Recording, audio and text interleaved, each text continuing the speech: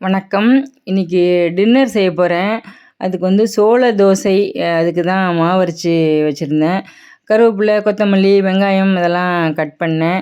தேங்காய கொஞ்சம் கணவர் கட் பண்ணி குடுத்தாரு. கொஞ்சம் துருவிக்கிட்டு கொஞ்சம் ஃப்ரிட்ஜில வச்சுட்டேன்.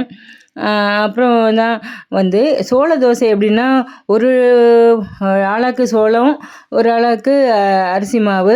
அதுக்கு காலுக்கும் கொஞ்சம் கூட உளுந்து, 1/2 ஸ்பூன் வெந்தயம் இதெல்லாம் போட்டு ஒன்றா ஊற வச்சுட்டு அரைச்சா தோசை அரைச்சி 8 மணி நேரம் புளிக்க வைக்கணும். 6லேருந்து 8 மணி நேரம் வரைக்கும் புளிக்க வச்சா நல்லா இருக்கும்.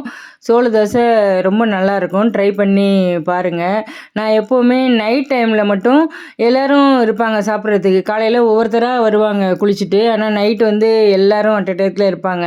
அதனால் 2 கல் தான் போடுவேன், தோசை கல் போட்டால். நீங்கள் எப்படி போடுவீங்கன்னு சொல்லுங்கள். சப்ஸ்கிரைப் பண்ணுங்கள்.